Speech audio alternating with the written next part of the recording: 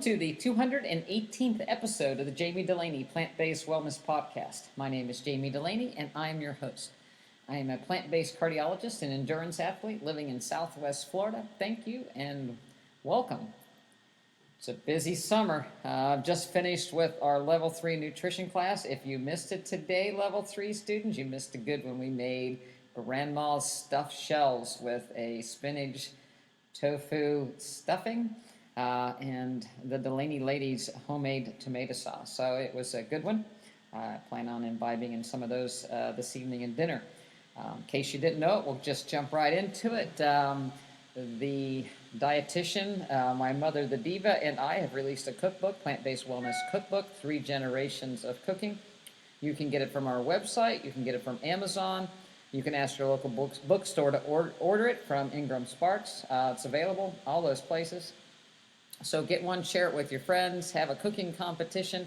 One of the nice things I heard today was one of my members has a company, and typically he gets derailed with his nutrition because reps are always bringing in greasy food for lunch, and so he bought one of the cookbooks, and once a week minimum they have to somebody makes a dish from the cookbook so they can share, so there's always something good to eat. So that's I thought that was a cool way to utilize the cookbook if you have an office. Obviously there's, if you're in a nurse's station and people are always bringing oily, fatty desserts, there's some banana bread in there, there's some lemon blueberry muffins. There's some things that you can share to bring with work that are, again, oil and sugar free, safe for everybody to have as a treat, on a Friday or whatever. And certainly you can bring a lot of the dishes for lunch. You can make a big bowl of cowboy caviar and share it with your friends. So lots of ideas that you can make and share at either potlucks or cookouts or even at work. So check that out. I'm going to be doing some book signings. The next one is July 23rd, which is next week up in Venice, Florida, at your local meetup groups. You can go to meetup.com and find the plant-based meetup group in Venice. July 31st, I'm going to be at the Life Care Center in Punta Gorda. It's a rehabilitation center. Or we'll be doing a book signing there. They are giving the first 20 people a free book, so get in line and get your book. October 21st, I'm going to be at Copperfish Bookstore in Punta Gorda doing a signing, and we'll have some hors d'oeuvres and demo. And August the 27th, I'll be at Naples Green Scene, Naples, Florida. Too bad it's not Naples, Italy, but it's Naples, Florida, at their potluck, and I'll be doing a book signing. So a lot of good things going on. Next week, the dietitian, Aide Dulaney-Meinert, and I will be at the Committee for Responsible Medicine conference in Washington, D.C. So if any of you are going to be there, stop and grab me and say hi. I'll probably sneak a few cookbooks into my suitcase if somebody wants to get an autographed book. So it could happen. So yeah, things have been going good. Training for Ironman Chattanooga, which is coming up at the end of September. So swimming, biking, and running in the heat. A little cross training with yard work. So it's all good. Practicing my breathing training by breathing through my nose during training. It's helping to keep my heart rate down, deliver more oxygen to my tissues, decrease glucose utilization, increase fat utilization, and feel better in general. So that's really going well. I use a Zwift trainer, Wahoo trainer, the Zwift app. I'm not sponsored by them. To do my during the week hill sessions, because we're living in Florida where there's no hill.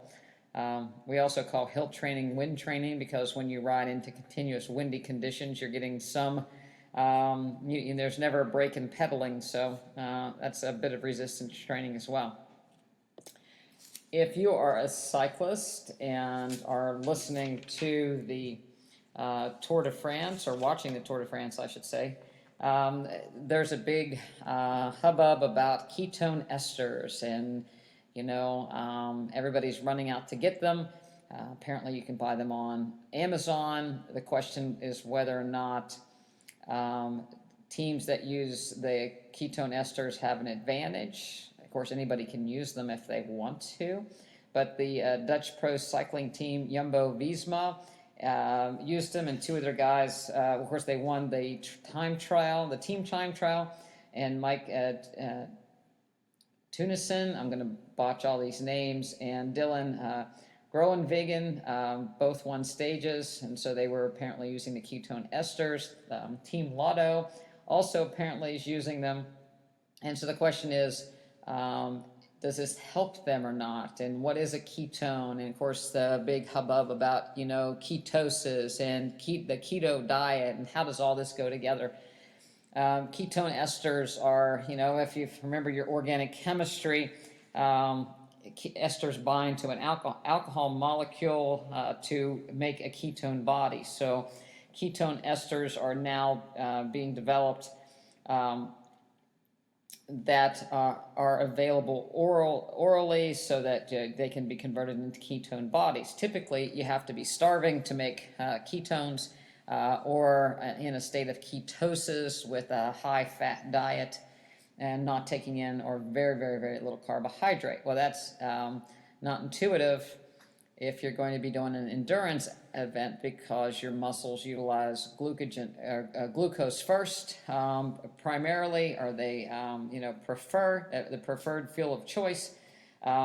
Certainly you like to use fat as well on for a slower burn. So if you use all your glucose, then you have to replace it. So you take in glucose typically while you're eating. So you see the guys with their feed sacks getting the energy bars that are, high glucose, or some sort of multi-dextran or sucrose that can be broken down and used for fuel.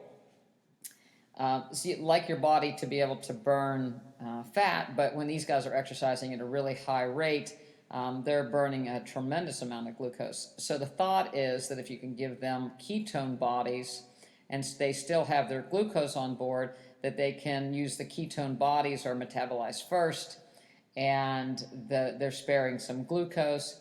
There is also a little bit of evidence that you might decrease lactic acid in the system, and that might help out a little bit. The story of keto esters goes back several years. They were actually used by Sky Cycling Team in the 2012 Olympics, but they were first developed per the United States Army. Were looking for a source of energy that wouldn't spoil in hot environments. So they gave $10 million to a group at Oxford and Harvard, and to come up with an oral form of ketone esters that could be used. And the military subsequently dropped the idea, but Kieran Clark invented these ketones that can be taken in and used with patients and athletes. So that's really where the testing started. They looked at rowers, and they first did so the studies are very, very limited. There's a lot of companies out there picking them up now. The patent's been sold, but there's not a lot of scientific evidence. One study, one of the original studies, 18 people, they divided them in two groups. That means only 9 people, 9 rowers in each group. They did 3 weeks of endurance training, and then they looked at their power on a maximal rowing stress test, and the ketone group power was at best 15, or at the minimal 15% higher in the last 2 hours of the training session. He's like, well, big whoop, that's just not like certainly a breakthrough. It's not like EPO or something, but if you're looking at Olympic athletes, a little bit might go a long way, perhaps. Their maximum heart rate at the time of fatigue was a little bit lower, which means that, again, you could utilize more fat, which might be beneficial. They also had a decrease in GDF-15 hormone, which is a marker of overtraining. So, so there was a little bit of evidence in 2016 in the Journal of Cell Metabolism. They thought that, again, that the ketosis alters fuel preference, so that, again, if you're exercising at a high intensity, you're going to be burning glucose, but if you give somebody ketone bodies or the ketone esters, they might use them first and save a little glucose for later. The benefit was, looking at about 3% benefit at max. In 2008, the ketones, they were sold to a company, HVMN. They're FDA approved as a food, not a drug. Of course, there's no regulation on the amounts in the pill. Ketosis does decrease muscle glycolysis and lactate concentration, so I thought of maybe that is good. But again, typically, people get ketone bodies when they're starving, and you don't want to starve somebody if they're trying to exercise at a maximal capacity. But again, if you can hold on to carbohydrates, then that would be good. Again, there's a lot not known. One of the biggest quotes is, "No one knows which ketone bodies regulate skeletal muscle bioenergetics and substrate metabolism." So again, there's a lot of speculation that it might help. They didn't really look at whether you gave somebody ketone bodies or a little bit extra glucose, would that really make a difference? It comes down to, if anybody's done an endurance events, it's also being able to tolerate the food itself. Some people can't take in a lot of carbohydrate. The question would come if people try to take in more of these ketone esters, would they actually get nauseated as well? So it may decrease their ability to actually take them in. But there might be a little bit less fatigue. People look to lactic acid as a bad thing, and lactate is really not what causes a decrease in pH in the blood anyway. But there is a study that looked at hand grip and lactic acid production, and there's a thought on central governing theory where the lactic acid buildup doesn't cause muscle fatigue, but it may cause your brain to perceive that there's impending doom and you slow down. There's a guy named Tim Noakes that's written some things, a physician, researcher, and the theory is that the decreased pH in the brain might actually cause some of the impending doom, stop what you're doing, as opposed to lactic acid in the muscle causing any problems.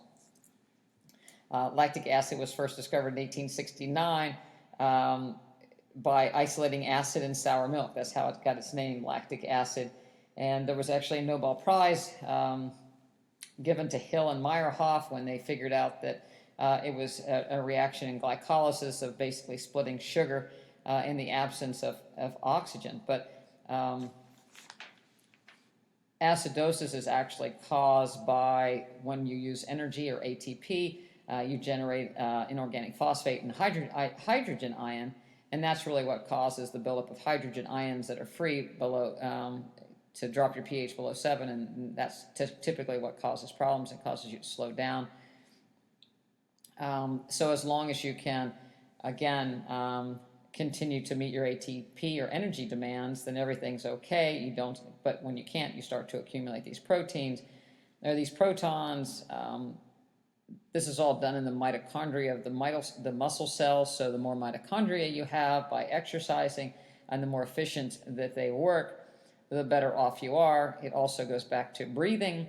The more you can decrease your sympathetic tone and decrease your adrenaline, the better your mitochondria work, the least decrease in acidosis and accumulation as well.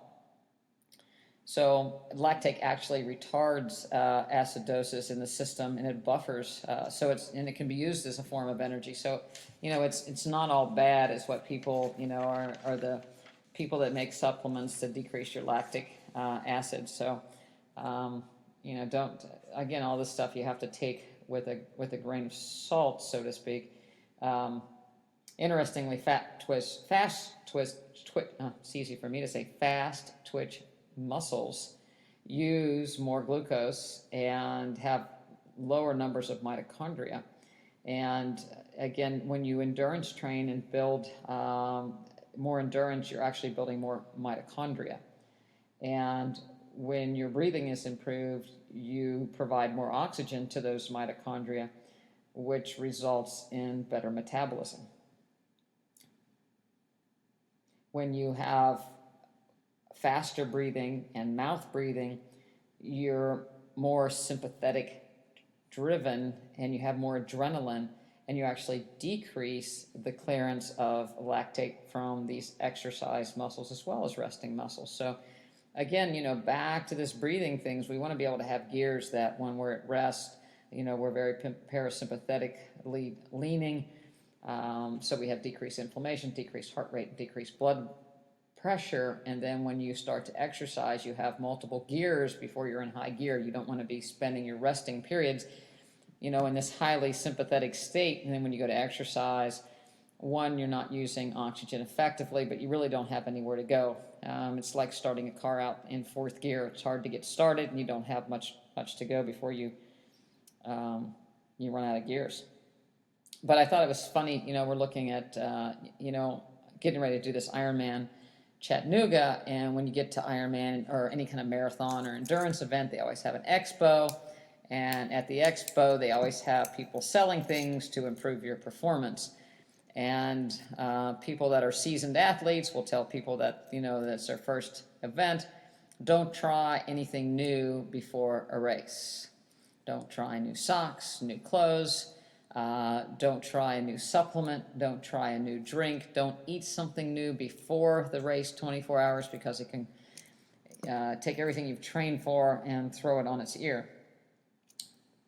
But when people go to the expos, they see things. It's like, well, maybe the seat will make me feel better. Maybe these pedals that weigh, 200 grams less will make me ride faster. Maybe these deep dish wheels will help. If it's a marathon, the new thing that's the carbon foot plate in the shoes will make me run faster.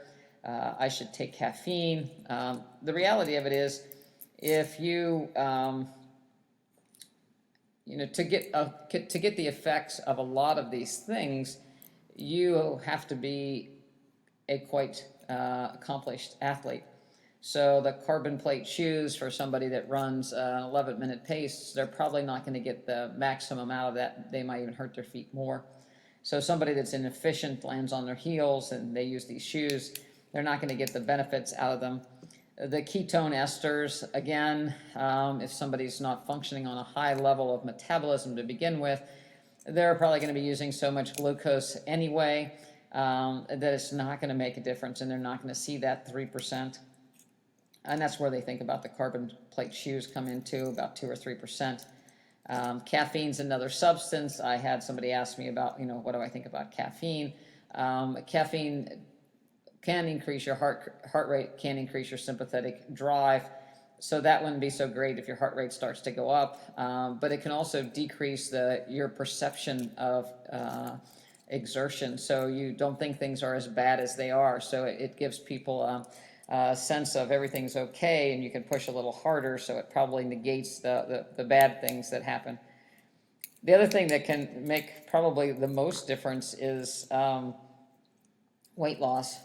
If you have a person that's going to run a 4-hour marathon time and you shave 2 pounds off of them, you'll save about 3 minutes. If you gain a couple pounds, you're going to gain 3 minutes. If you lose 4 pounds, maybe about 6 minutes. And they've actually done the calculations. There are pace calculators, but if you lose 6 pounds, you might shave almost 10 minutes off your time.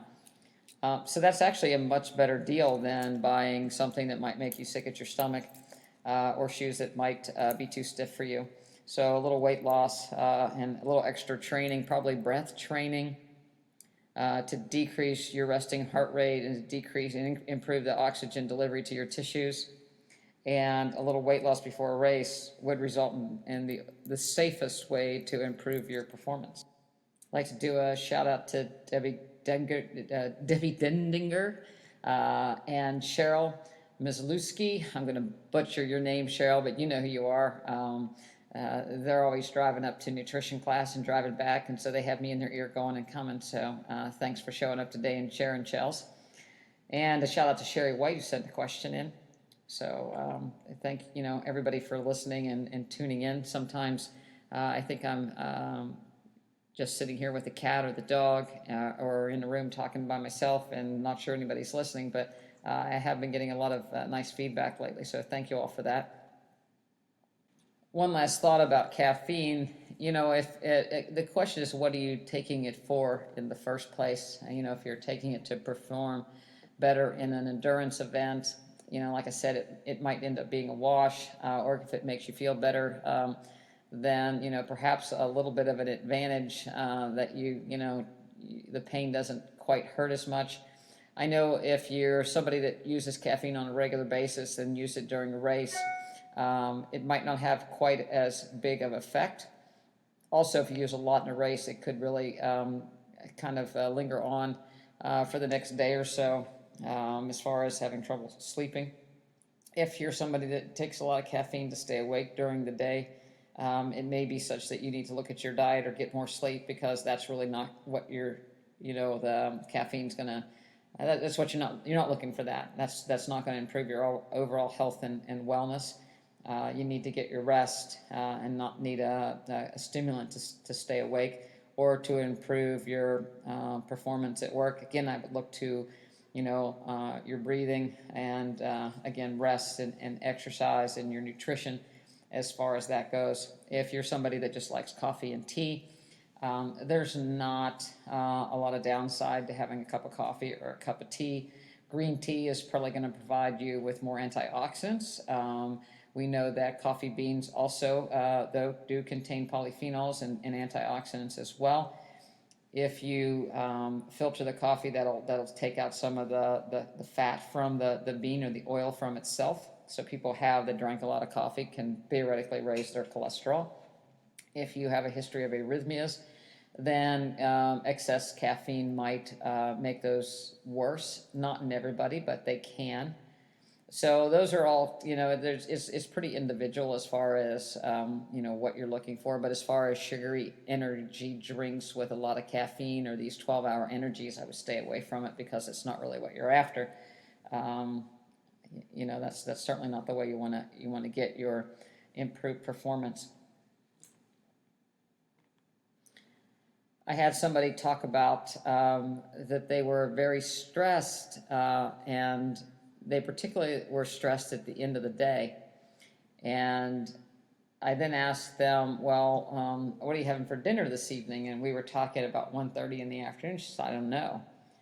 And we have to make so many decisions throughout the day. If you're trying to become plant-based and eat more healthy, but you don't know what you're going to eat till, an hour before you need to make dinner or go to the store to buy dinner, that's going to add a tremendous amount of stress, because you have to get it and prepare it and look things up if you don't have something, on hand. That's why I suggest that people have their go-to meals or things that they really like, and maybe have 1 or 2 or 3 go-to meals during the week. So there are things how to make already. You don't need a recipe. You may keep most of those ingredients on hand, so that your weekly trip to the grocery store to, just to stock up on greens and vegetables, you'll end up having everything to make most of those go-to meals. And it takes a lot of stress. And just, jotting down 2 or 3 days of what you like to eat. We typically eat soup 1 or 2 times a week, which can be repurposed for lunch or dinner, one of the other days. So it makes it easy. Again, you take soup, put it over potatoes, soup, put it over greens. So, those are ways to make your life a lot less stressful. I had somebody else talk to me about, they've been derailed by having to go to weddings and baby showers and get-togethers in the summer. I can't say that I would ever get derailed at one of those events, because it's just not an option.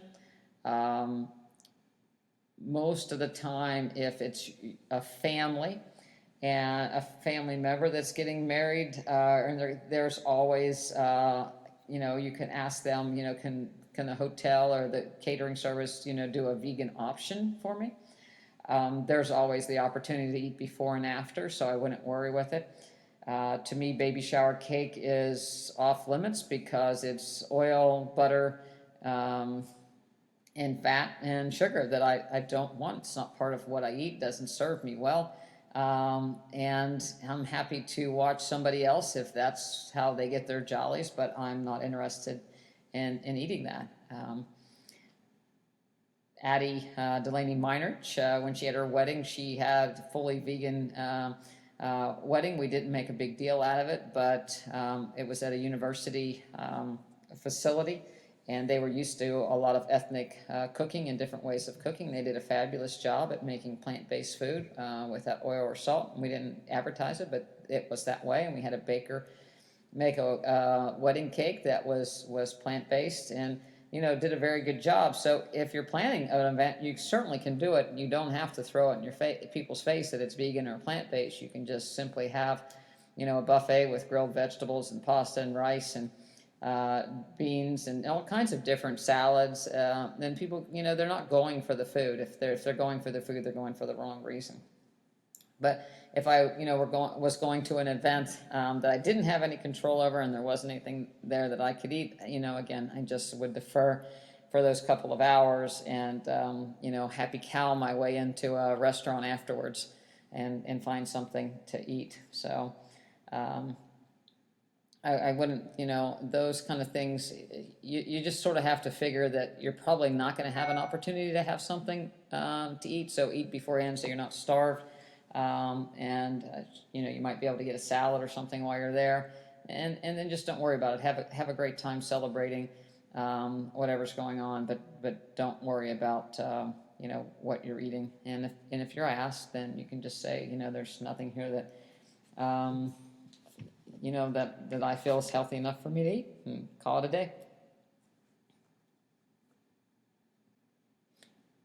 As you know, I'm training for Ironman Chattanooga, and there's swimming, and there's biking, and there's running, and triathlon started with people arguing over which was the best exercise. Was it swimming, biking, or running? Who was the toughest athlete? And the first triathlon was basically to see, if people could do all three disciplines and which one was the hardest. And if you're a swimmer, probably the running is going to be the hardest, and if you're a runner, the swimming might be the hardest. And if you're a biker, both could be hardest, or both could be harder.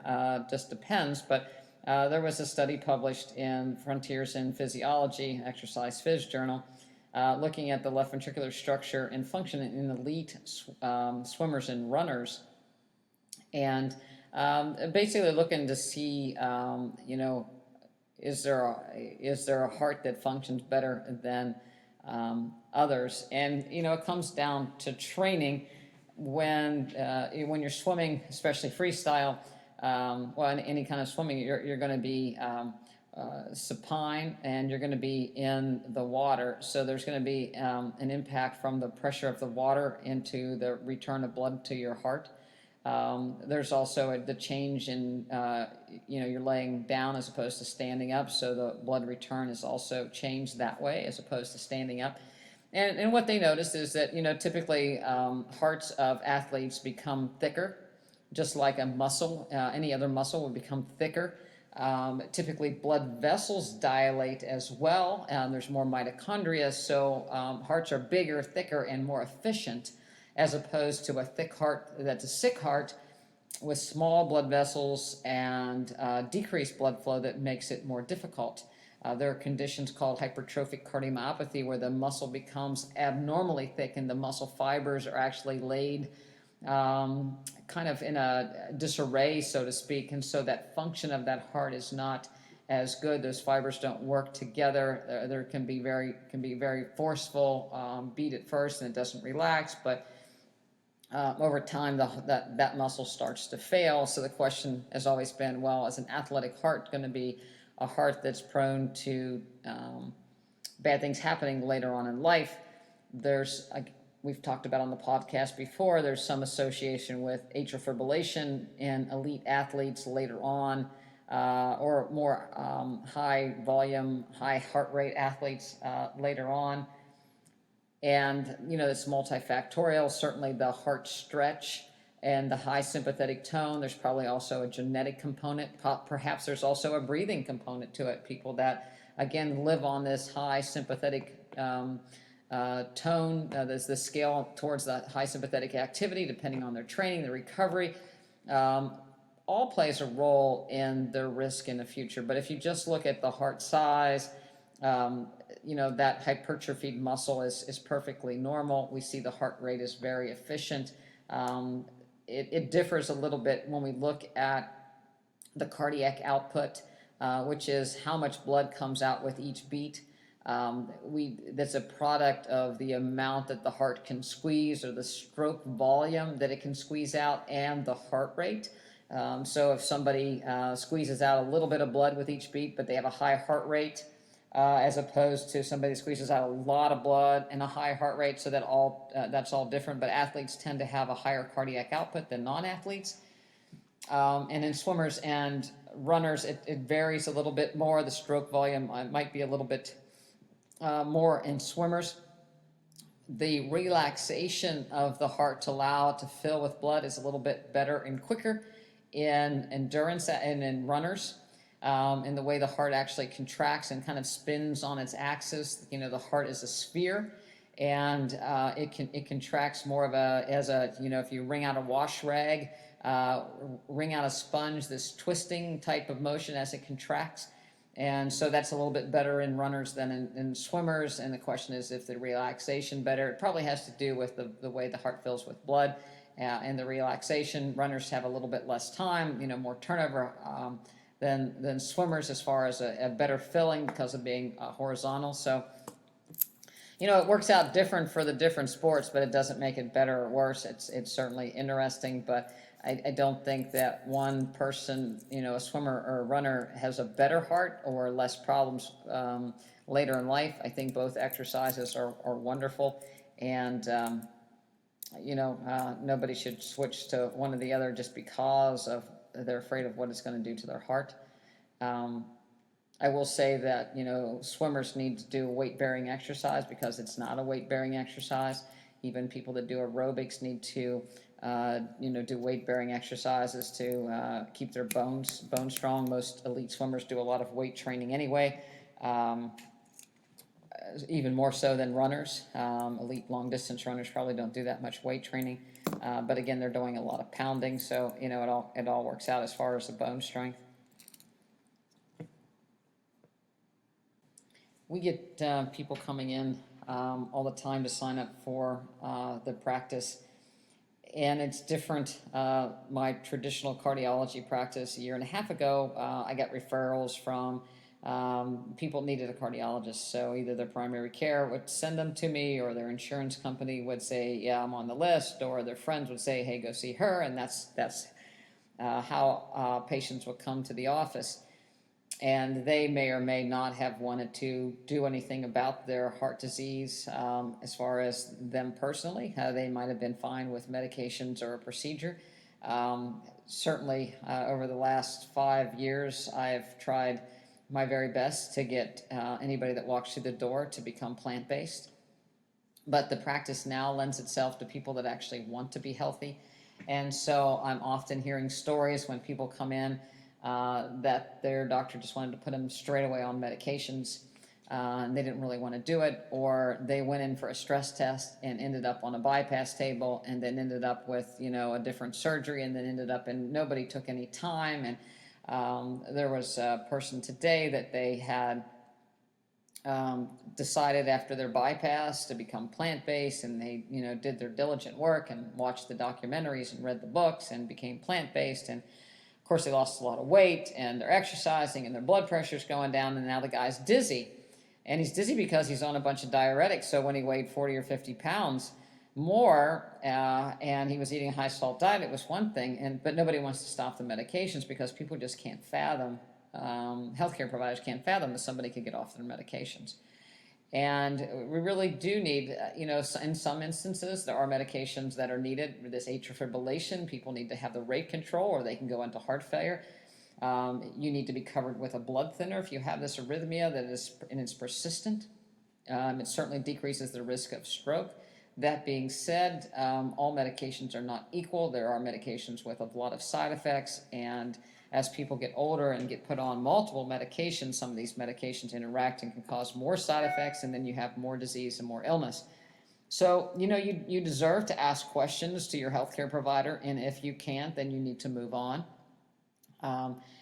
You deserve to have your time and have somebody take time and answer the questions and look at your medications and see whether or not that something could be discontinued. I think it's everybody, even though your insurance is so-called paying the bill, you as a consumer can choose, whose threshold you want to cross. So you deserve to be able to ask as many questions as you want. You deserve to know why that you're on a particular medication and is there an alternative. And you deserve to be able to decline a medication, if it's causing a significant side effect. But you should be educated on what the possible consequence of stopping one of these medications could be. Certainly an arrhythmia medication, you may need a substitute. Just stopping a medication may cause more harm.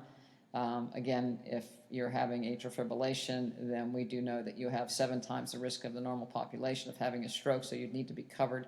Those are things that plant-based nutrition can't tackle. But certainly if you're on the warfarin or Coumadin medication and people tell you not to eat greens, that's malarkey. You eat the greens to stay healthy, and your blood thinners are adjusted accordingly. The newer blood thinners, unfortunately, they're more expensive, but you don't have to worry about any dietary involvement in the blood levels. So, you need to be your own advocate with your healthcare providers. And we certainly provide consultations to people that want to kind of just have a second opinion or, want to look into someone that's willing to take them off their medications. There was a study just published in the Journal of American Medical Association that looked at the new PCSK8 inhibitors, that lowers LDL cholesterol. And it's like, well, there's less events after somebody's had a heart attack, then there's less recurrent events if they take this drug that's very expensive with injections every month than just taking a high-dose statin. But what they didn't mention was there were actually more deaths in the group that took the injectable drugs than in the just statin drugs. So, what good does it have? What good does it do to have less heart attacks if you're going to have an increased death rate? Maybe it wasn't statistically significant, but what I saw in that study was that they were still having significant events where they've taken high-dose statins or high-dose statins plus a PCSK8 inhibitor. So, do your homework, ask questions.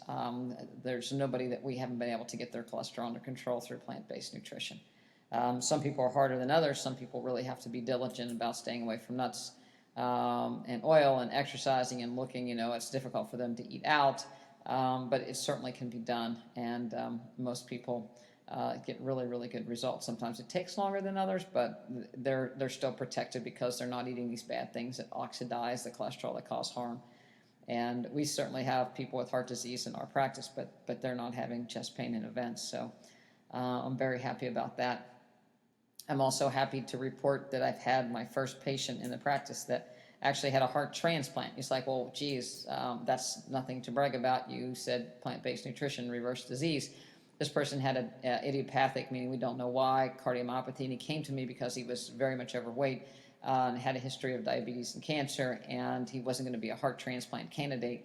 And through plant-based nutrition, he was able to lose a significant amount of weight, and he was ultimately put on the transplant list and received a heart transplant and is doing well. So hats off to him, and obviously he'll continue plant-based nutrition to stay healthy and to decrease the risk of rejection with his new heart, because again, plant-based nutrition is going to improve his immune function, improve his microbiome. It's going to improve the blood vessels throughout his body, decrease his risk of recurrent cancer, decrease his risk of diabetes, help him maintain his weight. So, it may not have prevented. When he had his cardiomyopathy, he became plant-based later. Would it have prevented it? Nobody knows, but certainly it can help him in the future with his new heart. And there's no better gift in the world than somebody donating their heart. So you have to take good care of it.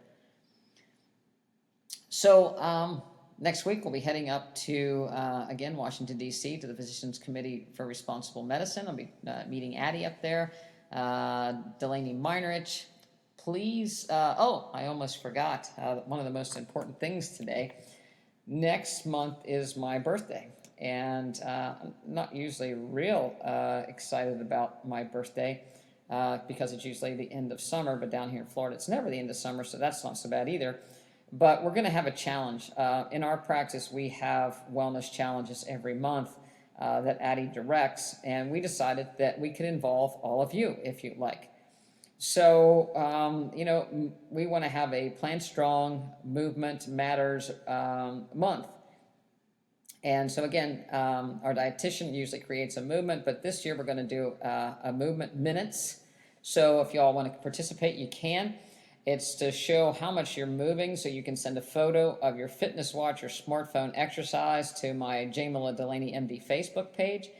We're looking to see how much people exercise in session minutes, not daily steps. I mean, steps are great, but we want to know just, how much you're cranking out at a time. We want you to document it just to keep everybody a little bit honest.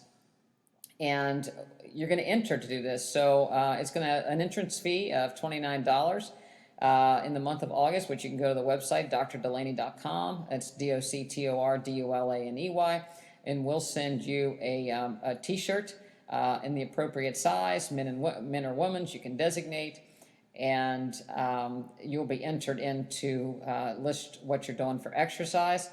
The person that has the most time logged will get a new plant-based wellness cookbook, 3 Generations of Cooking with the Doctor, the Dietitian, and the Diva.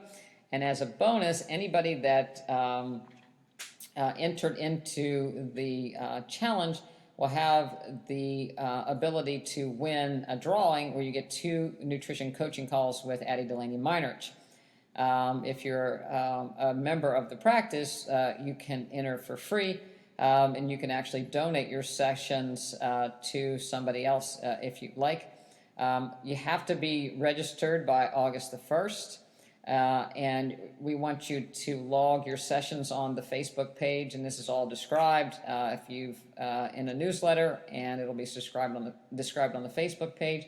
We want you to put everything in by Monday to get credit for it, so we don't have it dragging in throughout the week. So every Monday you'll put your exercise documentation, and if it's after Monday, then so be it.